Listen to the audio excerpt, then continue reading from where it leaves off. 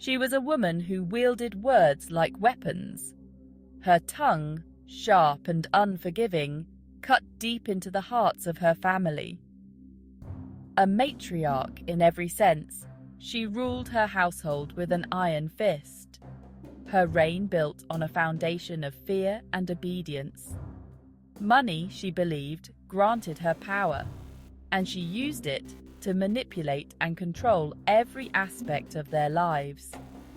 Their silence she mistook for respect, their compliance for love. But beneath the veneer of a well-ordered family, a silent storm raged. Her husband, a man worn down by years of relentless criticism, bore the brunt of her tirades with a stoic silence. Her son, hardened and distant, had long learned to deflect her barbs with a cynical shrug. But it was her granddaughter, a young girl with eyes that held the wisdom of the ages, who truly understood the depths of her grandmother's cruelty. The girl, with her quiet demeanor and introspective nature, became the easy target. Every interaction was a test, every word a potential spark that could ignite the matriarch's wrath. The girl's gentle spirit, her inherent kindness, were seen as weaknesses to be exploited, her sensitivity a flaw to be mocked. The matriarch's iron fist ruled with a relentless grip, leaving scars that ran deep within the family's fabric. The girl's room, once a sanctuary filled with laughter and dreams, transformed into a refuge, a place where she could retreat from the constant barrage of her grandmother's words. Behind closed doors, she would meticulously record her experiences in a worn diary, her pen flowing with the unspoken pain that gnawed at her soul. Each entry chronicled the subtle ways in which her grandmother chipped away at her spirit, the backhanded compliments disguised as praise, the snide remarks veiled as concern, the constant comparisons that left her feeling inadequate and small.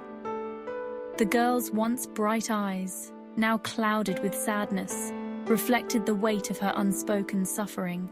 Her family, blinded by their own struggles, remained oblivious to the silent torment she endured. They saw her quiet nature as a sign of contentment, her introversion as a mark of her grandmother's success in molding her into the perfect granddaughter.